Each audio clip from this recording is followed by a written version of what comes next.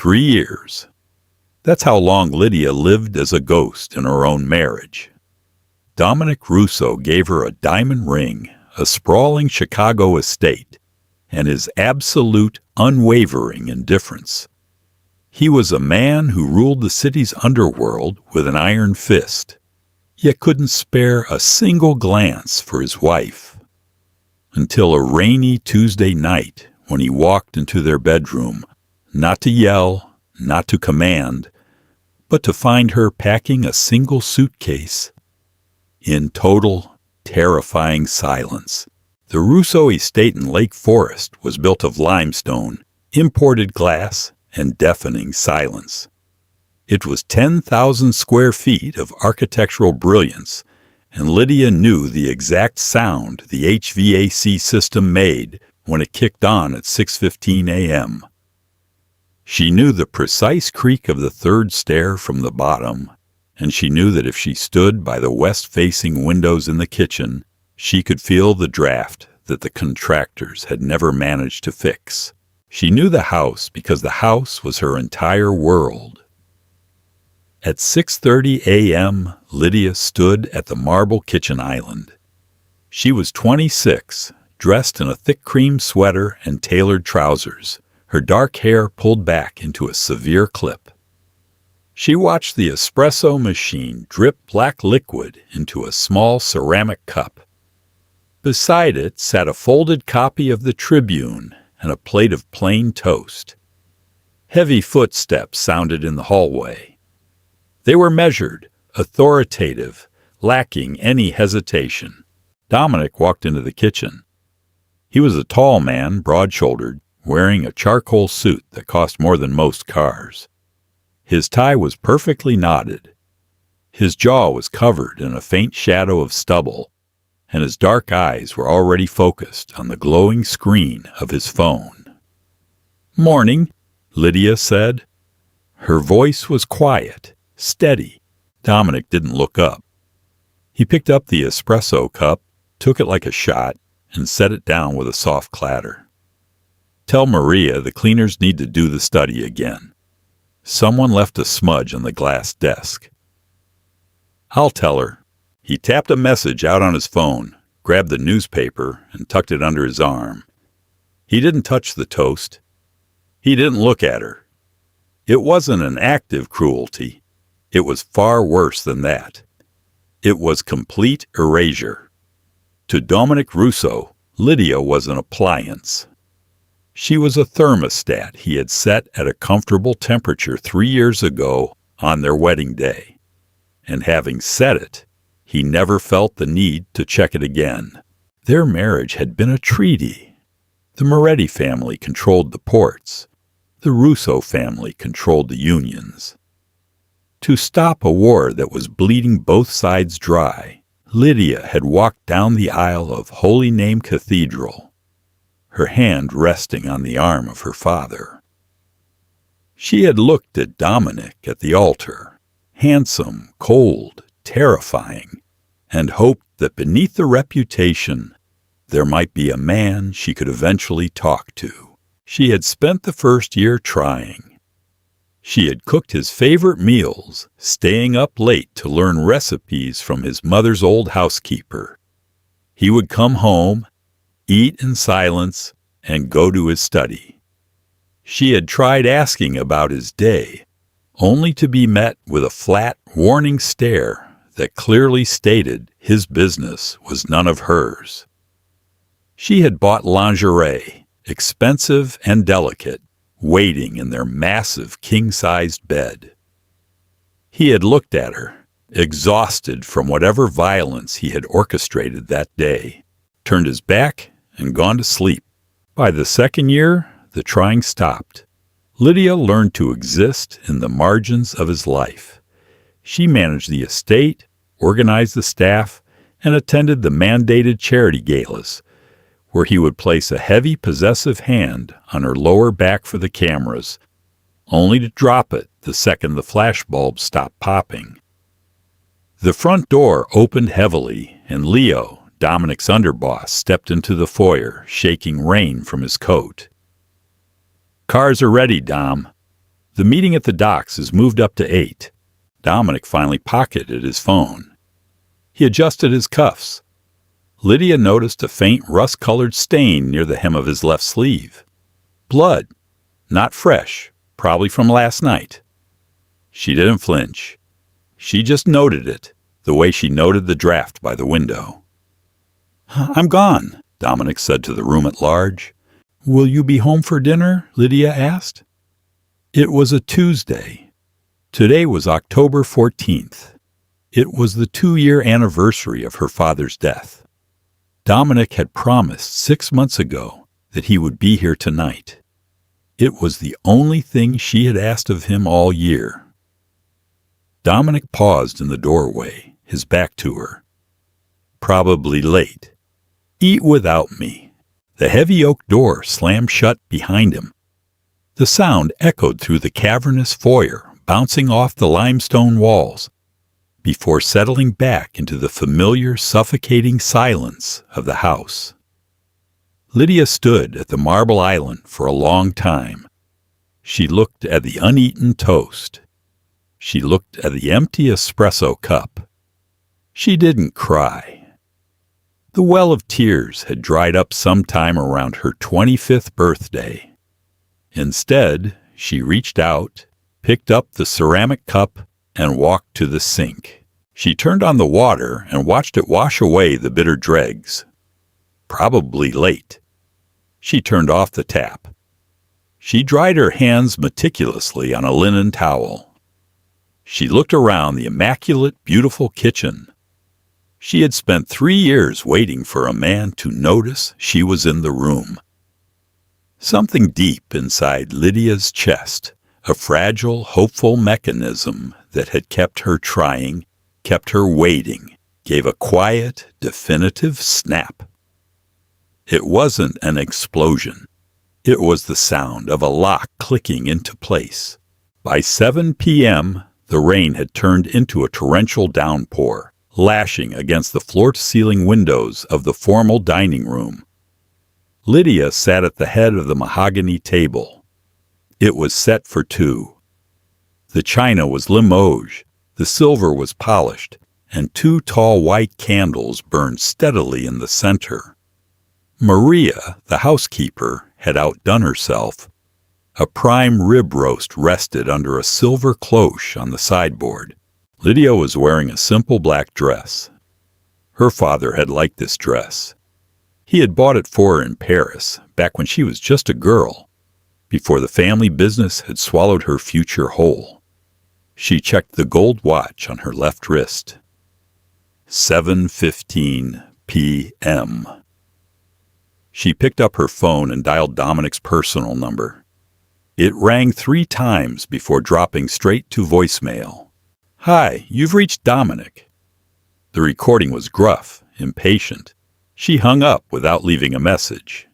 He knew what today was. Or more likely, he had entirely forgotten, despite his secretary writing it in his calendar, despite Lydia reminding him last week. At 8 p.m., Maria entered the dining room. The older woman wiped her hands on her apron, her eyes filled with a quiet, useless pity. "Mrs. Russo, should I carve the roast? It's going to dry out." "No, thank you, Maria," Lydia said, her voice perfectly even. "Leave it under the cover. You can go home. The weather is getting worse." "Are you sure?" "I don't mind staying until Mr. Russo arrives." "I'm sure," Lydia smiled, though it didn't reach her eyes. "Drive safely." Maria hesitated, then nodded and retreated to the kitchen. A few minutes later, Lydia heard the back door close and the sound of Maria's sedan pulling out of the driveway. Lydia was completely alone. She sat in the candlelight for another hour. The wax dripped down the sides of the candlesticks, pooling on the silver bases. The storm outside raged, shaking the heavy glass panes. But inside, the air was dead and still. At 9:30 p.m., Lydia stood up. She walked over to the sideboard and lifted the silver cloche. The meat was cold, congealed in its own juices.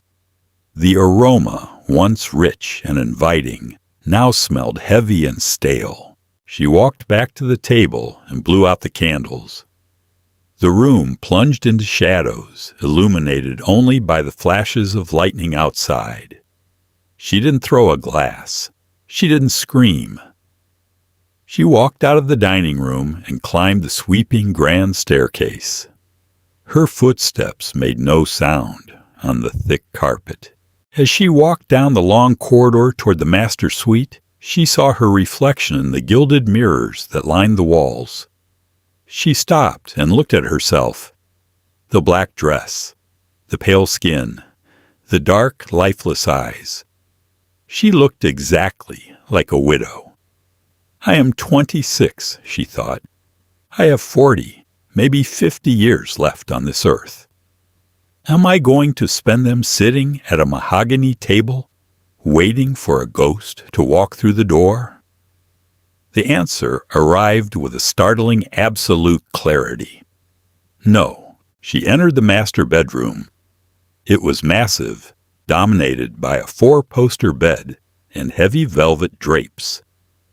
She bypassed the bed and walked straight into her closet. It was the size of a small apartment, lined with custom shelving holding rows of designer clothes she never wore, shoes she never walked in, bags she never carried. They were all gifts from Dominic's assistants. Apologies for missed dinners, missed birthdays, missed anniversaries. Lydia reached up to the highest shelf and pulled down a single black leather weekender bag. She unzipped it. The sound was loud in the silent room. She didn't pack the diamonds. She didn't pack the silk gowns or the imported stilettos. She moved methodically. 2 pairs of jeans, 4 plain sweaters, underwear, a pair of sturdy boots, her toothbrush. She moved to the small safe bolted into the wall behind a mirror. She knew the code, Dominic's birthday, because of course it was.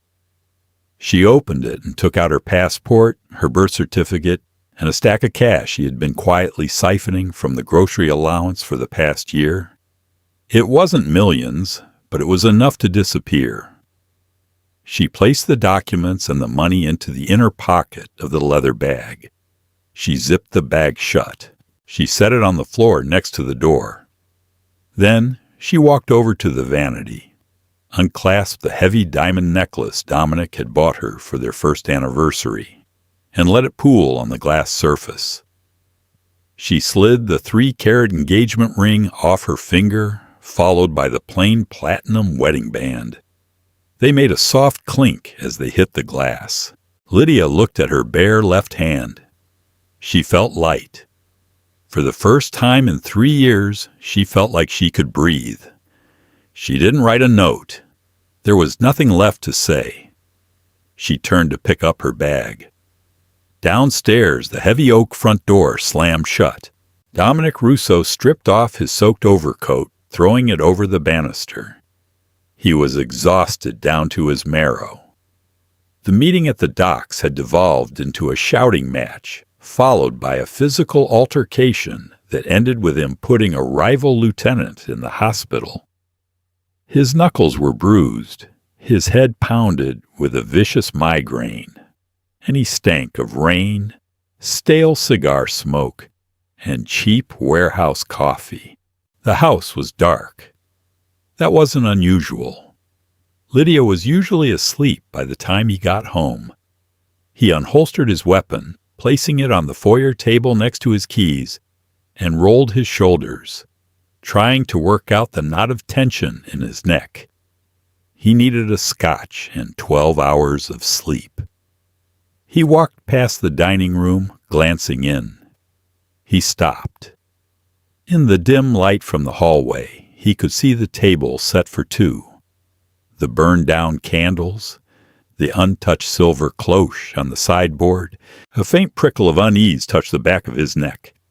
He checked his mental calendar. Tuesday, October 14th. Shit.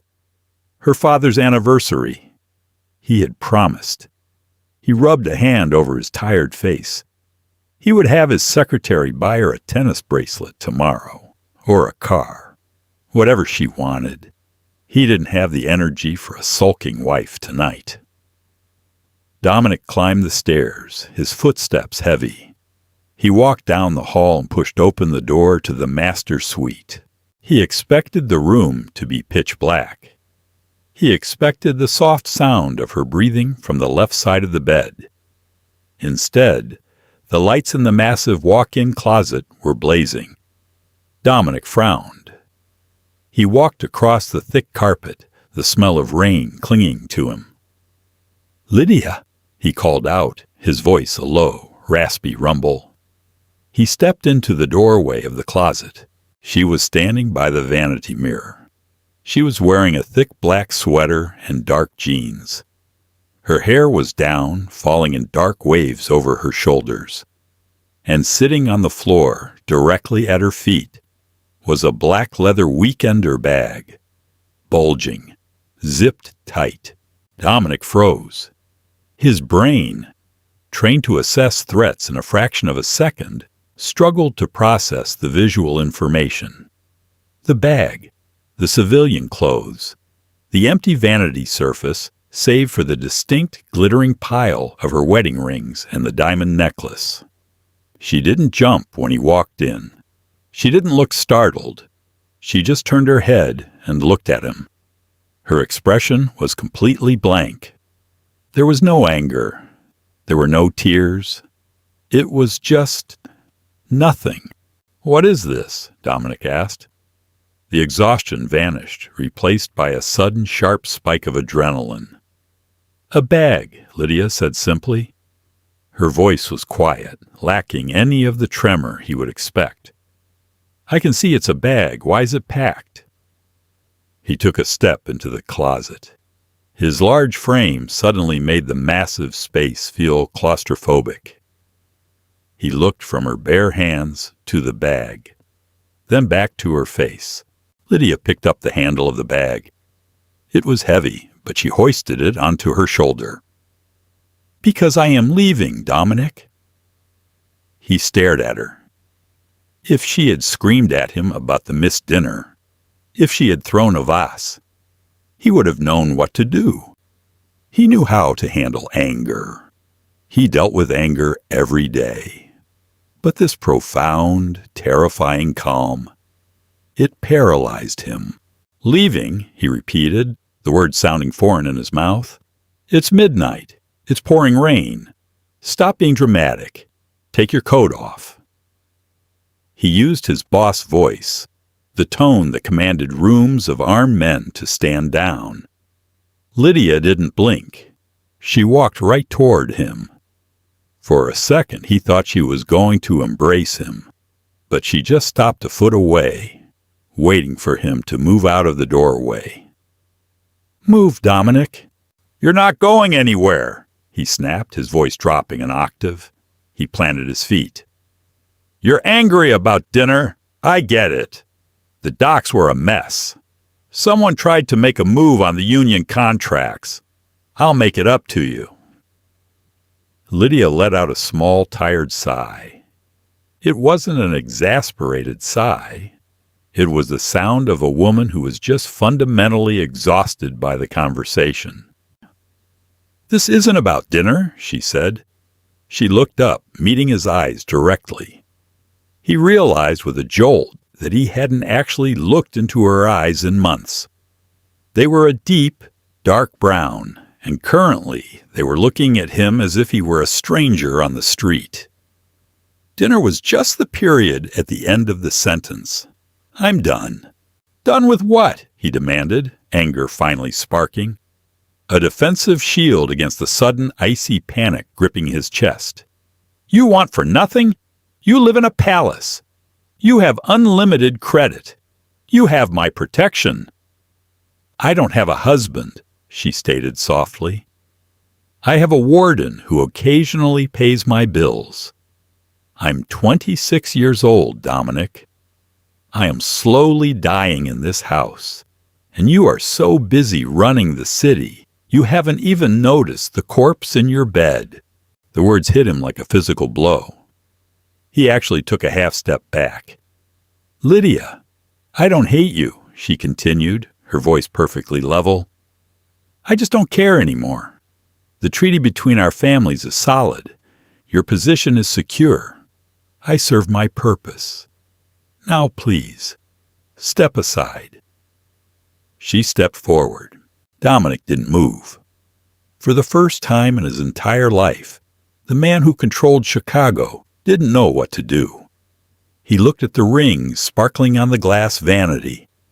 He looked at the woman holding the suitcase. She wasn't threatening him. She wasn't negotiating.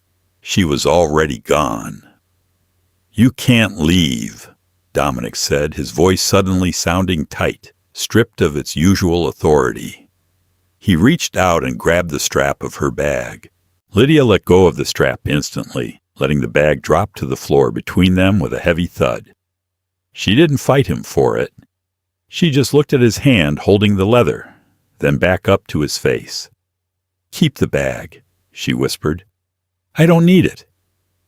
She stepped around him, walking out of the closet and toward the bedroom door, leaving him standing there holding the strap of her luggage in a silent, empty room. Dominic stood in the center of the master bedroom, the heavy leather strap of the weekender bag still gripped in his right hand. The weight of it pulled his shoulder down, but he didn't drop it. He just listened. He heard the soft, muted padding of Lydia's boots descending the grand, sweeping staircase. He heard the slight hesitation at the landing, a 2-second pause where a deeply buried, irrational part of his brain thought, "She's turning around." Then he heard the heavy oak front door unlatch. The hinges, perfectly oiled by the maintenance staff he paid a fortune to employ, made no sound. But the heavy thud of the door closing, the finality of the deadbolt clicking into place, that sound traveled up the limestone walls, through the imported hardwood floors, and rattled the glass in the window panes. Dominic dropped the bag. It hit the floor like a dead body. He walked to the window, pulling back the heavy velvet curtain just enough to look down at the driveway. The rain was coming down in thick blinding sheets, illuminated by the amber glow of the security lights. He watched his wife walk down the long paved driveway. She had no umbrella. She didn't have her car keys. Her Mercedes SUV was safely locked in the 5-car garage. She had just walked out into a mid-October Chicago storm with nothing but the clothes on her back. He watched her until her dark silhouette merged entirely with the blackness of the street beyond the estate gates. "She'll call," he told himself. The thought was an automatic defense mechanism. She'll walk 3 blocks, realize she has no phone, no car, and she'll find a payphone or hail a cab and come back. This is a tantrum. He walked into the bathroom, turned on the shower, and stripped off his damp suit. He stood under the scalding water for 20 minutes, letting the heat beat the tension out of his muscles. When he got out, he wrapped a towel around his waist and walked back into the bedroom. The room was still empty. The bed was unmade on her side. He looked at the vanity. Her wedding band, her engagement ring, and the diamond necklace sat in a mocking little pile on the glass. He walked over, picked up the engagement ring, and held it between his thumb and forefinger. It was a flawless 3-carat emerald cut. It cost more than the house he had grown up in. She had left it behind as if it were a cheap piece of plastic. Dominic didn't sleep that night. He sat in a leather armchair in the corner of the room, staring at the door, a glass of amber scotch resting on his knee. He listened to the house. It was a massive structure designed for entertaining hundreds of people, yet it felt suffocatingly small. He noticed the ticking of the clock on the mantel. he noticed the hum of the refrigerator 3 floors down. By 6 a.m., the rain had stopped, leaving behind a cold, gray dawn. Dominic stood up. His joints were stiff. He dressed in a fresh suit, tied his tie with mechanical precision, and walked downstairs. The kitchen was empty. There was no folded copy of the Tribune. There was no plate of toast. The espresso machine was cold and dark.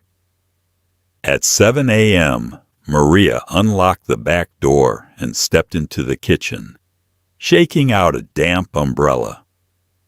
She stopped dead when she saw Dominic standing by the island. "Mr. Russo," she said, her hand flying to her chest. "You startled me. You're up early."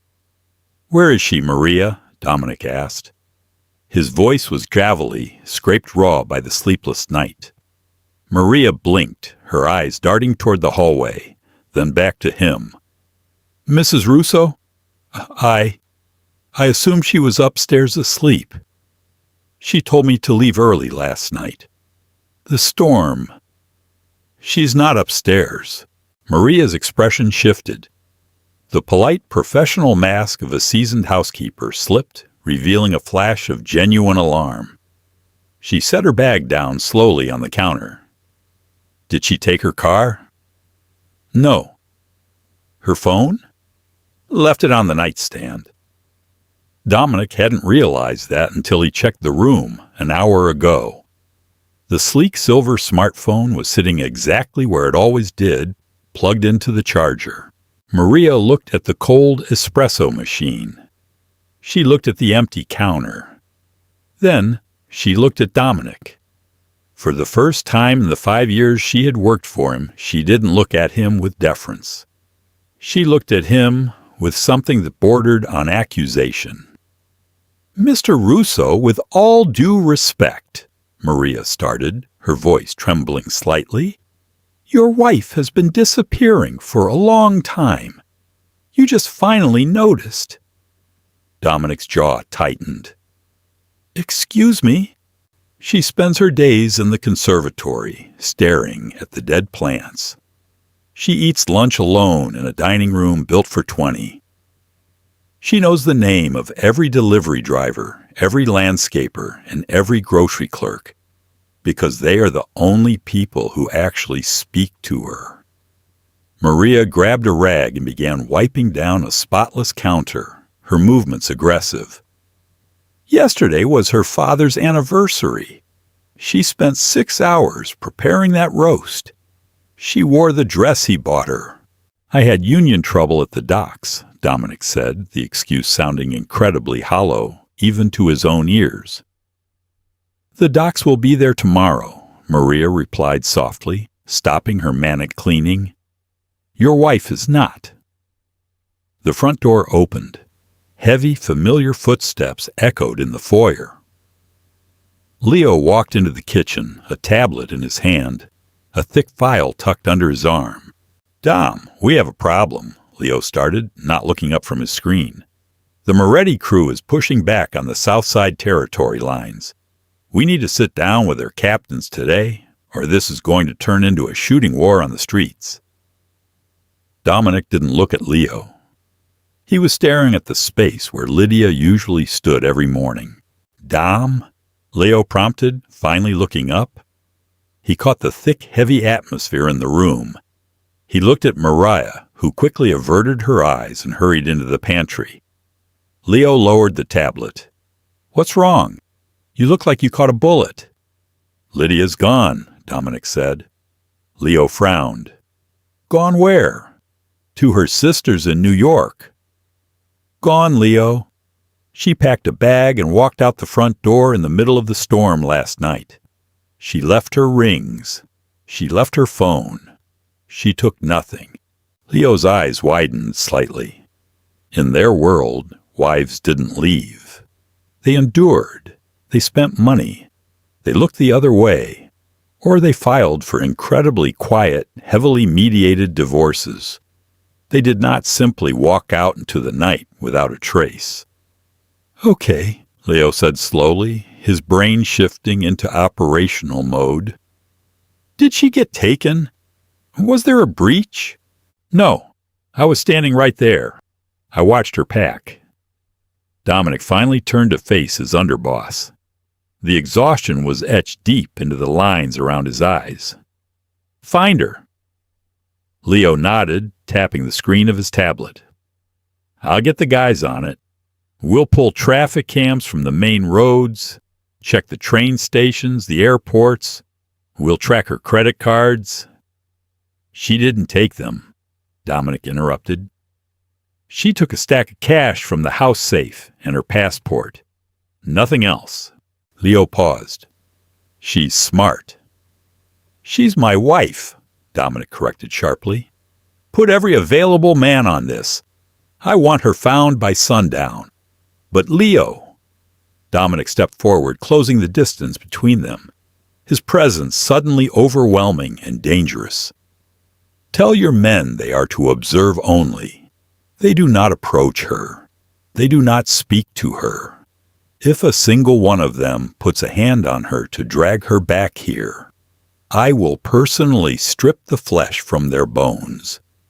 Do you understand? Understood, boss, Leo said quietly. What about the Moretti meeting? Cancel it. Dom, if we cancel, they'll think we're weak. They'll move on the warehouses. Let them take the damn warehouses, Dominic roared, slamming his fist onto the marble island. The sound cracked like a gunshot, echoing off the high ceilings. The marble didn't yield, but Dominic's knuckles split open, fresh blood welling up against the pale stone.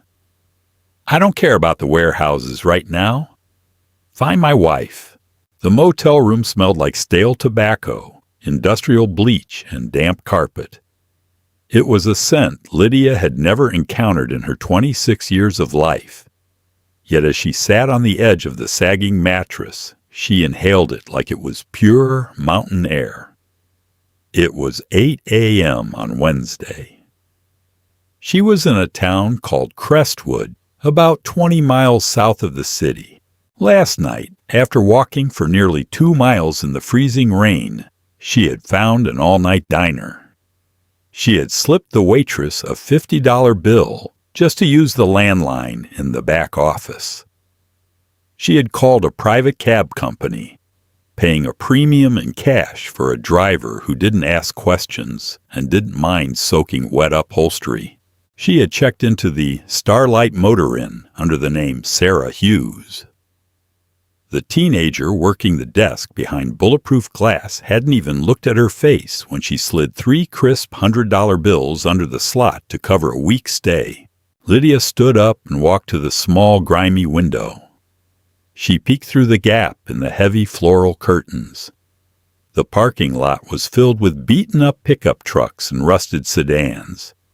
A semi-truck roared past on the adjacent highway, rattling the single pane of glass. There were no manicured lawns. There was no perimeter security. There was no silence. It was glorious. She walked into the tiny bathroom. The mirror was chipped in the corner. She looked at herself. The dark circles under her eyes were prominent, and her hair was a tangled, damp mess. But the heavy, suffocating deadness in her chest was gone. She turned on the faucet. The pipes groaned, spitting out a burst of rusty water before running clear. She splashed the cold water on her face. The shock of it waking up nerves she had forgotten existed. She opened her black leather bag and pulled out fresh clothes. Jeans, a plain gray long-sleeve shirt. She dressed quickly, then pulled out the thick manila envelope from the bottom of the bag. She sat back on the bed and opened it. Inside was $25,000 in mixed bills. It was the result of a year of meticulous planning. Every time Maria had gone grocery shopping, Lydia had added a few $100s in cash back to the household accounts. Every time she was given an allowance for a charity luncheon, she had pocketed half of it. Dominic's accountants managed millions daily. They never noticed a few thousand missing a month from the domestic ledger. 25,000 wouldn't last forever. But in the cash economy of the forgotten suburbs, it was enough to buy her time. She needed a job. She needed an apartment. She needed a life. By noon, Lydia had walked a mile down the commercial strip to a local discount store. She bought basic toiletries, a cheap prepaid cell phone, and a plain black winter coat that wouldn't draw attention. She paid in small bills. She stopped at a local diner, not the one from the night before, but a small, family-owned place called Patsy's. She sat in a vinyl booth, ordered black coffee and a plate of scrambled eggs. When the waitress brought the food, Lydia looked up and smiled. "Thank you." The waitress, an older woman with a name tag that read Barb, smiled back. "You new around here, hon. Don't recognize you." "Just passing through," Lydia said. "Looking for a place to settle, actually." Barb poured more coffee into her mug. "Well, it ain't exactly the Gold Coast, but it's cheap. You looking for work?" "I am, actually." "Check the board at the community center down on Elm Street. Lots of cash-in-hand stuff. Cleaning, waiting tables, warehouse work." Barb tapped the table. "Eat up before it gets cold." Lydia took a bite of the eggs. They were rubbery, over-salted, and lacked the delicate seasoning of Maria's cooking. They were the best eggs she had ever tasted. Over the next 2 weeks, Lydia became a ghost of a different kind. She didn't use her real name. She didn't log on to the internet. She found a job working the closing shift at an independent bookstore and coffee shop combination 3 towns over. The owner, an elderly man named Arthur who could barely see the register, didn't ask for a social security number when she offered to mop the floors and organize the stockroom for $15 an hour under the table. She rented a small 1-bedroom apartment above a hardware store. It had drafty windows and a radiator that clanked loudly in the middle of the night. But she bought her own sheets, her own plates, and her own cheap coffee maker. For the first time in her life, she belonged to herself. But the fear never entirely vanished. Every time a black SUV drove past the bookstore, her pulse spiked. Every time a tall, broad-shouldered man walked into the coffee shop, her breath caught in her throat. She knew Dominic. She knew his pride. He wouldn't let an insult like this go unpunished. He owned the police. He owned the unions. He owned the ports. It was only a matter of time before the net closed. But every day she woke up in her own bed, poured her own coffee, and walked to a job where people called her Sarah. Felt like a victory. She was building a fortress out of mundane moments, hoping it would be strong enough to withstand the hurricane when it finally arrived. November descended on Chicago with a bitter, bone-chilling cold. The wind whipped off Lake Michigan, turning the city into a frozen fortress. Inside the Russo estate, the temperature was just as cold. Dominic sat at the head of the mahogany dining table. It was 9 p.m. The house was silent. Maria had served a plate of steak and potatoes 20 minutes ago and promptly vanished into the kitchen. She spoke to him only when absolutely necessary now. The entire staff walked on eggshells, terrified of the dark, brooding energy that radiated from the boss. Dominic cut into the steak mechanically. He chewed, but he didn't taste it. It had been exactly 28 days since Lydia walked out. 28 days of absolute maddening silence. His criminal empire was thriving. The Moretti family, assuming Dominic's sudden cancellation of their meeting was a sign of impending violence, had backed off the South Side territories entirely. His lieutenants thought he was a strategic genius, playing a psychological game that intimidated their rivals. They didn't know the truth. They didn't know that Dominic Russo, the most feared man in the Midwest, was spending his evenings sitting in his wife's empty closet, staring at the spot where her suitcase used to be. He couldn't sleep in the bed. It smelled faintly of her vanilla shampoo. He had moved into the guest suite on the second floor, but he spent hours wandering the house at night. He found himself looking at the things she had left behind. The half-read books in the conservatory. The meticulous notes she kept for the household budget, written in her elegant, looping handwriting. He realized with a sickening jolt of clarity that he knew nothing about her. He didn't know what kind of book she liked. He didn't know her favorite color. He didn't know what she dreamed about before he had dragged her into his violent, structured world. He had treated her like a beautiful, fragile vase placed in the corner of a room, something to be possessed, protected, and entirely ignored. The dining room doors swung open, breaking his train of thought. Leo walked in, bringing a blast of cold air from the hallway. He looked grim. "I told you I didn't want to be disturbed tonight," Dominic said, setting his fork down. Leo didn't flinch. Over the past month, he was the only one who dared to look Dominic in the eye. "We found something." Dominic's heart, which had been beating at a slow, depressed rhythm for a month, suddenly slammed against his ribs. He stood up slowly, tossing his linen napkin onto the table. "Where?" Leo pulled a folded piece of paper from his leather jacket. "We couldn't track her digitally. She's completely off the grid. So we went old school. We started leaning on private cab companies, the ones that don't use GPS dispatch, the ones that take cash. Took weeks to bribe the right dispatchers." Leo handed the paper across the table. "A driver remembers picking up a woman matching her description on the night of the storm. Picked her up from a diner in Lake Forest, dropped her at a cheap motel in Crestwood." Dominic snatched the paper. It had an address written on it. "Is she there?" "No. She checked out 2 weeks ago. But we flooded the area. Sent guys into every diner, grocery store, and laundromat with her picture. An old guy who runs a hardware store recognized her. Said she rents the apartment above his shop. Goes by the name Sarah." Sarah. Dominic stared at the address. It was 50 miles away. A different world.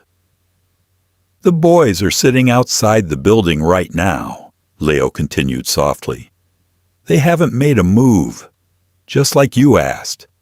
"Call them off," Dominic said, his voice dangerously quiet. Leo frowned. "Boss, if we pull the surveillance—" "I said call them off, Leo. Pull every man back to the city. If I find out a single one of your guys is within a 5-mile radius of that town, I will put a bullet in his knee." Leo swallowed hard, recognizing the absolute lethal sincerity in Dominic's voice. "Consider it done. You going alone?" Dominic didn't answer. He walked past Leo, grabbed his heavy wool overcoat from the foyer stand, and walked out into the freezing night. The drive took an hour. Dominic drove his own car, a black unmarked sedan, ignoring the speed limits. His mind was a chaotic storm of adrenaline, anger, and a desperate, clawing panic. He didn't know what he was going to say. For a month he had drafted apologies in his head, only to discard them as pathetic. He had drafted demands, commands, orders.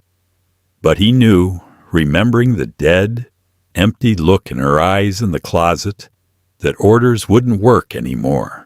He pulled into the small town of Crestwood just after 10:30 p.m. The streets were mostly empty, lined with closed storefronts and dim streetlights. He found the address easily. It was a faded brick building. The bottom floor was Miller's Hardware. To the left of the main entrance was a narrow, heavy wooden door leading to the upstairs apartments. Dominic parked his car half a block away in the shadows. He sat in the driver's seat, the engine idling, the heater blowing warm air over his frozen hands. He looked up at the building. There was a single window illuminated on the second floor. A warm, yellow light spilled out onto the snow-dusted street below. He turned off the engine. The silence of the car wrapped around him. He stepped out into the biting wind. He didn't check his weapon. For the first time in his adult life, he was walking into a situation completely unarmed. He crossed the street, his expensive leather shoes crunching softly on the ice. He reached the heavy wooden door. There was a row of 3 rusted mailboxes.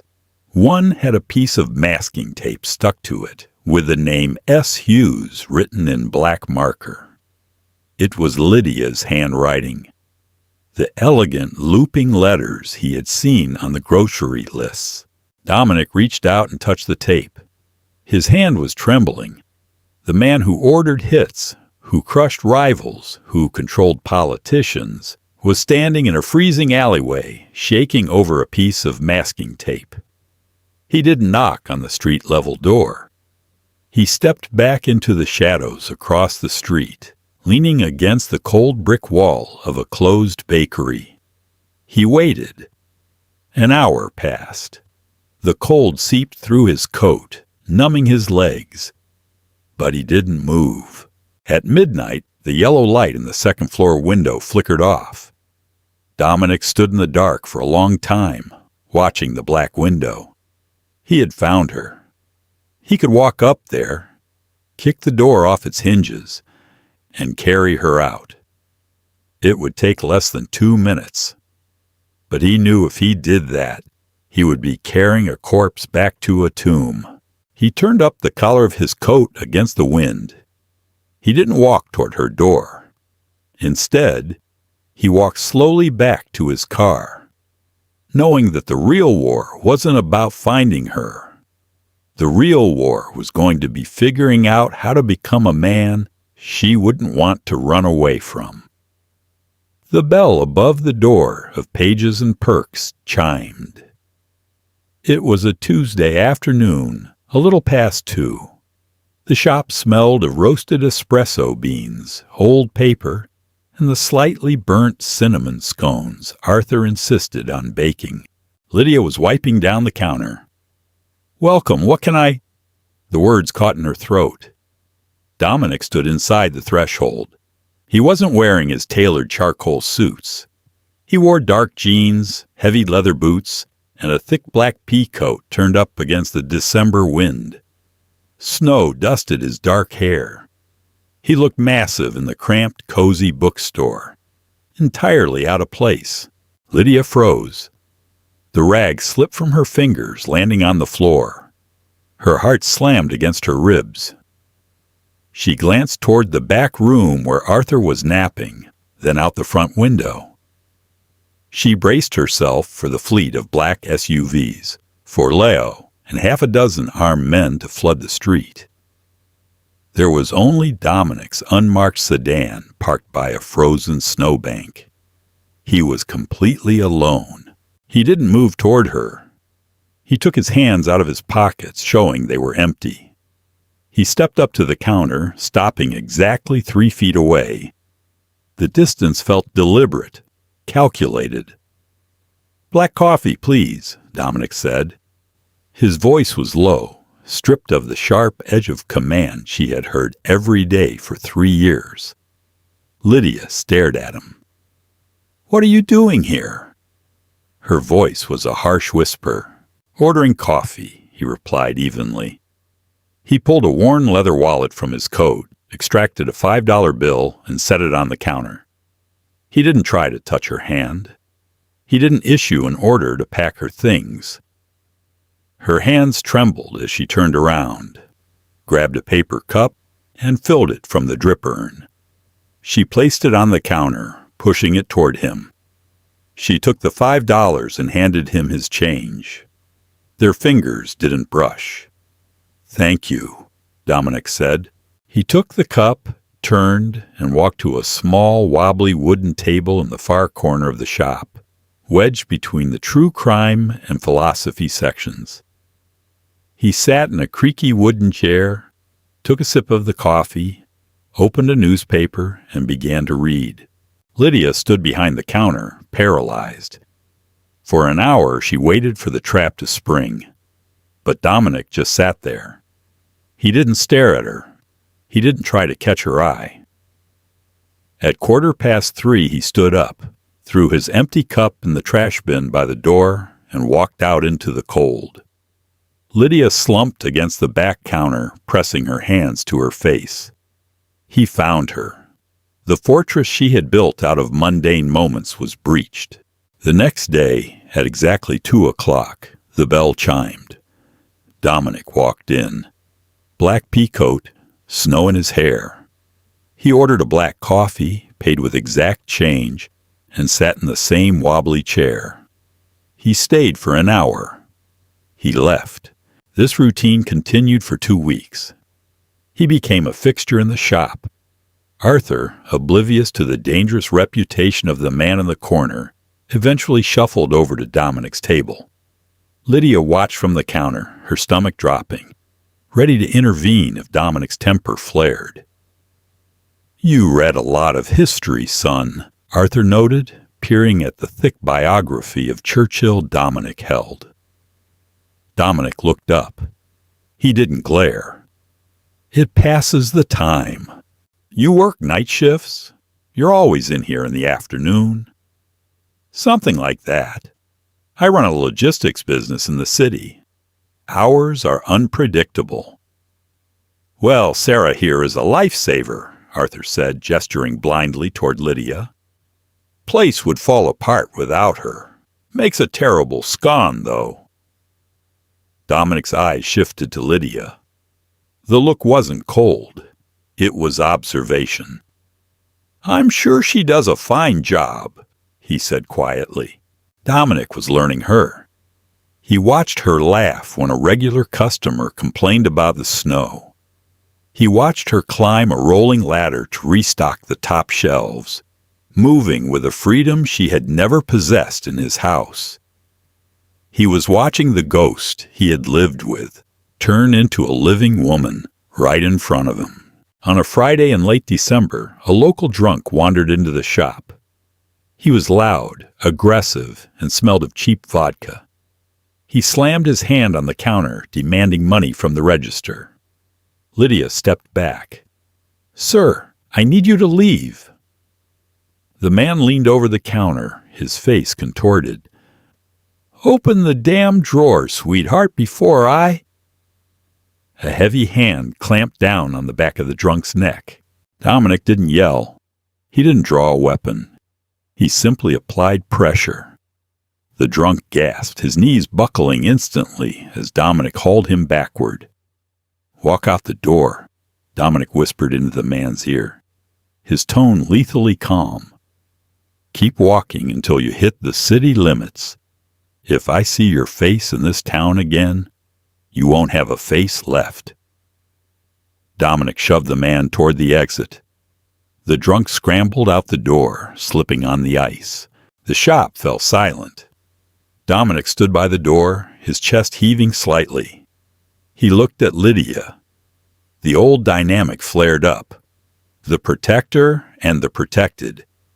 He waited for her to acknowledge his authority. Instead, Lydia grabbed a rag and aggressively wiped down the counter. "I had my finger on the silent alarm, Dominic," she said, her voice tight. "The police station is 3 blocks away. I didn't need you to rough him up." Dominic stepped closer to the counter. "He was threatening you." "People threaten me in the real world," she snapped, her eyes blazing with an anger she hadn't felt in years. "I handle it.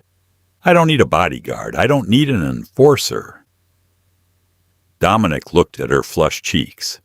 It was the most emotion she had directed at him in 3 years. "Understood," he said softly. He stepped back. He didn't argue. "I'm sorry. I overstepped."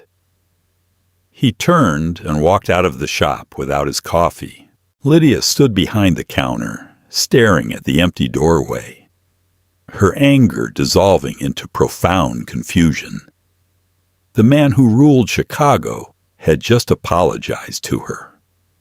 January brought a brutal cold front that froze the pipes in Lydia's building. She spent a miserable Tuesday night huddled under 3 blankets, listening to the wind howl against the thin window panes.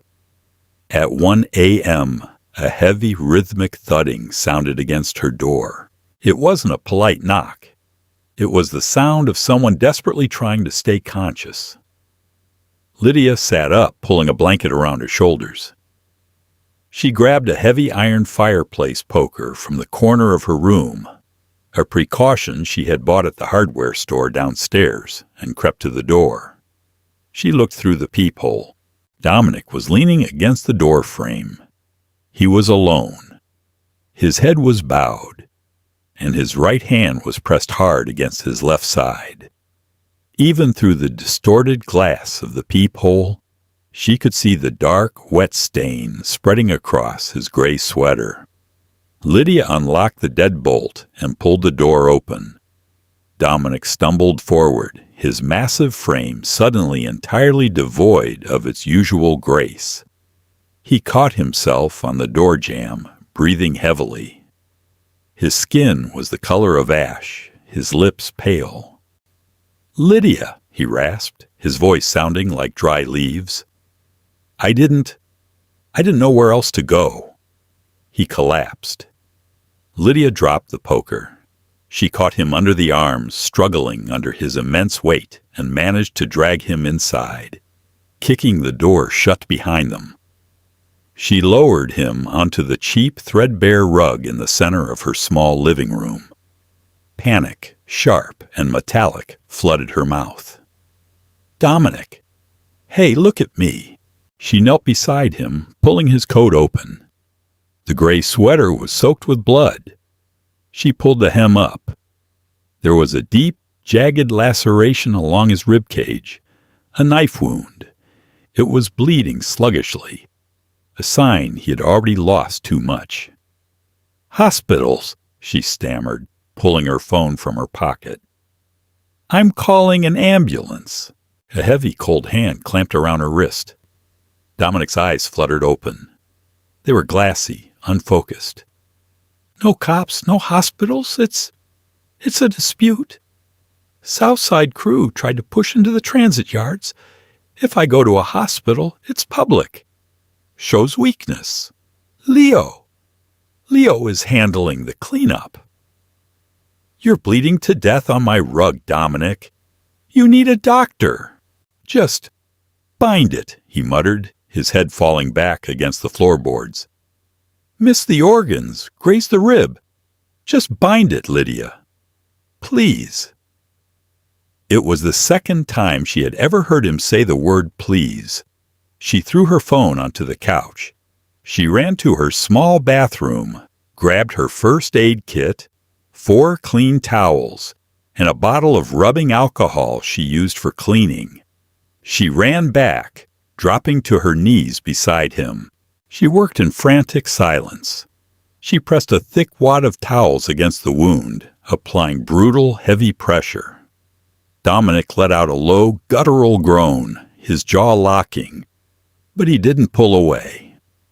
"I'm sorry," she whispered, her hands covered in his blood. "Don't be," he managed to say, his eyes tracking her face. "Not your fault I got careless." For the next 30 minutes, Lydia cleaned the wound. It was bad, but as she wiped away the blood, she saw he was right. It was a deep graze along the bone, not a puncture into the abdominal cavity. She sterilized it with the alcohol, which made him pass out for a few seconds from the pain, and bound it tightly with medical gauze and athletic tape When she was finished, she sat back on her heels. Her hands were shaking violently. The adrenaline was leaving her system, leaving behind a cold, shaking exhaustion. Dominic was breathing easier now. The bleeding had stopped. He looked around the small apartment. He saw the cheap furniture, the drafts whistling through the windows, the single mug sitting in the sink. "You live here," he said quietly. "I do." Lydia went to the sink, washed the blood off her hands with dish soap, and filled a glass of water. She walked back and handed it to him. He took it with a trembling hand, drinking deeply. He set the glass on the floor. "Why didn't you go to your private doctor?" Lydia asked, wrapping a blanket around her shoulders again, sitting on the edge of the coffee table opposite him. "You have people on payroll for this." Dominic looked at the ceiling. "I was on my way to see you. Just wanted to sit in my car across the street. See the light in your window. The hit happened 3 blocks from here. They tracked my car." He turned his head to look at her. "I took care of them. They won't come back. I made sure they didn't get near this building." Lydia stared at him. He hadn't gone to a safe house. He had been coming here just to look at a window. He had fought a battle in the freezing snow to keep his violence away from her doorstep. "You're a fool," she whispered. "I am," Dominic agreed softly. He slowly pushed himself up into a sitting position, leaning heavily against the arm of her sofa. He looked exhausted, defeated, and entirely stripped of the armor he had worn for the 3 years they were married. "I didn't know how to be a husband, Lydia," he said. The words fell into the quiet room like heavy stones. There was no defense in his tone, no excuses about his stressful job. Lydia pulled her knees to her chest. She didn't interrupt. "My father taught me how to read a room, how to spot a lie, how to break a man's jaw with one punch, and how to command respect," Dominic continued, staring at his blood-stained hands. "He didn't teach me what to do with a quiet woman who liked poetry and burnt scones. I thought keeping you safe was enough. I bought the big house. I paid the guards. I thought if I put you in a glass box, nothing could hurt you." He looked up, meeting her eyes. The dark, lifeless voids she remembered from the estate were gone. They were filled with a raw, desperate regret. "I didn't realize the box was suffocating you. I didn't realize I was the one killing you. Until I walked into that closet and saw you holding that bag. You looked dead, Lydia. And I realized I did that." Lydia felt a hot tear slide down her cheek. She didn't wipe it away. "You didn't see me, Dominic. You looked right through me. I see you now," he whispered. "I see you laughing with Arthur. I see you standing your ground against drunks. I see a woman who built an entire life out of nothing just to escape me." He slowly reached into the pocket of his coat. Lydia tensed, but he didn't pull out a weapon. He pulled out a thick, folded manila envelope. It was stained with a few drops of his blood. He slid it across the floorboards until it touched the toe of her boot. "What is this?" she asked. "A way out," Dominic said. His voice broke slightly, betraying the immense cost of the words. "It's dissolution of marriage papers, drafted by my private attorneys, signed by me. All assets are split. You get half of everything, clean, routed through shell companies so no one can track you. You sign the last page, and you are no longer Lydia Russo. The treaty between our families remains intact. I will personally handle your father's associates. No one will come looking for you. You will be completely legally free." Lydia stared at the envelope. It was the key to the cage. It was everything she had packed that black leather bag for. She looked from the envelope to Dominic. He wasn't looking at her anymore. He was looking at the floor, bracing himself for the sound of tearing paper, for the finality of her opening the envelope and signing her name. He was offering her the one thing he had sworn never to give up: control. You're bleeding on my rug, you broke my peace, and now you want to give me a divorce at 2 a.m? Lydia asked, her voice cracking with a sudden, unexpected emotion. Dominic closed his eyes. I just wanted to make sure you had it, in case I didn't make it to morning. Lydia looked at the man on her floor.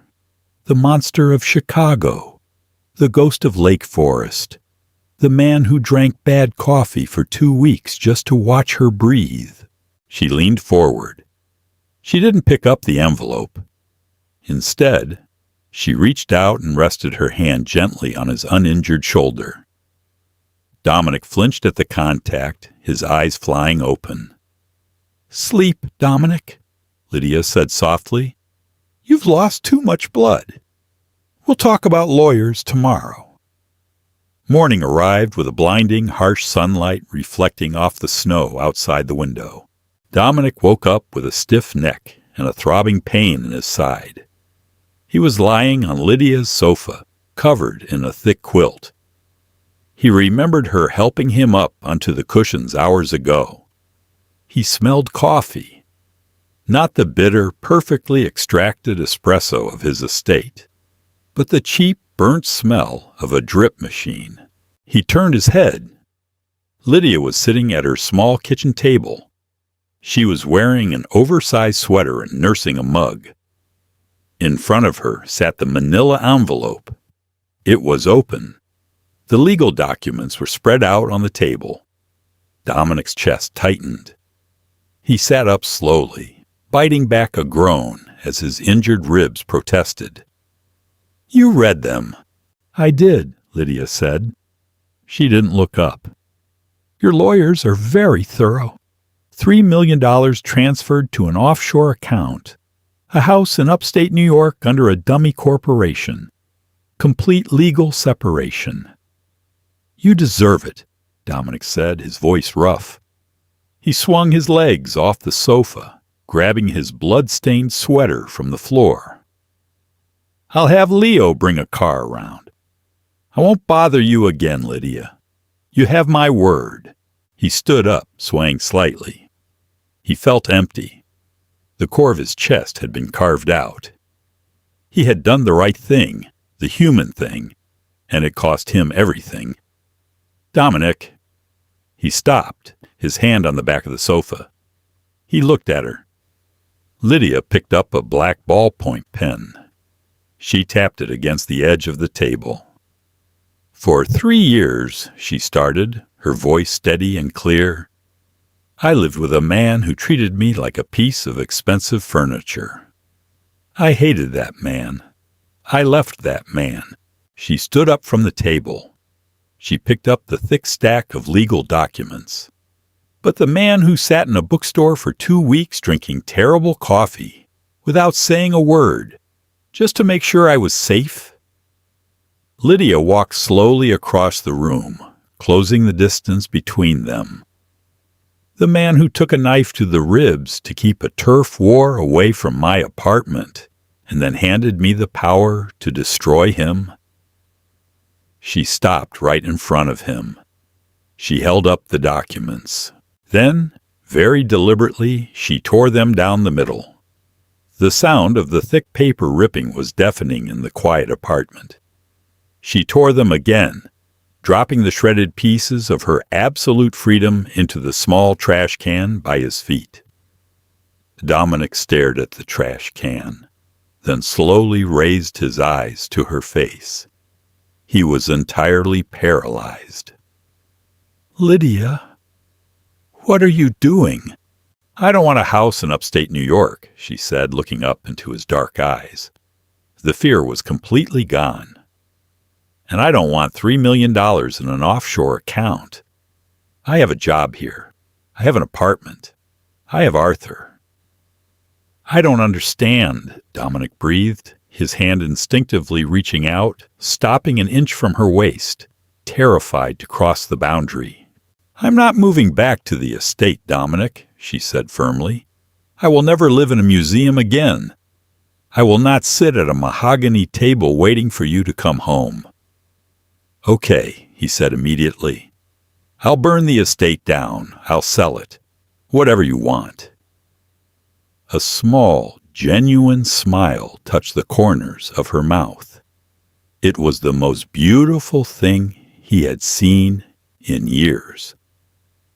"Don't burn the house down. Just change." She finally closed the gap, resting her hands flat against his chest, carefully avoiding his bandaged side. He felt the warmth of her palms through his shirt. He let out a ragged breath, dropping his forehead to rest against hers. "I want to go on a date," Lydia whispered against him. "I am 26 years old, and I have never been on a date with my husband. I want you to pick me up at my terrible apartment. I want you to take me to a restaurant where people talk loudly. I want you to look at me, Dominic." Dominic wrapped his arms around her waist, pulling her flush against him, burying his face in her dark hair. He inhaled the scent of vanilla and cheap coffee. It smelled like home. "I will never stop looking at you," he vowed, his voice thick with an emotion he had never allowed himself to feel. "I swear to God, Lydia, you will never be invisible again." They stood in the quiet, drafty apartment as the snow began to fall again outside. The mafia boss who controlled the city didn't care about the ports, the unions, or the rival families. He only cared about the woman in his arms, the woman who had packed a suitcase in total silence and taught him how to finally speak. Dominic and Lydia's story proves that the most profound power isn't found in ruling a city with an iron fist, but in having the courage to strip away your armor for the person you love. It took packing a suitcase in total silence to break a mafia boss. But it took a freezing night in a cramped apartment to finally rebuild their marriage on equal ground. If you loved watching Dominic's desperate, quiet fight to win back his wife's heart, hit that like button. Don't forget to subscribe and share this video with your fellow romance addicts for more gripping, emotional stories.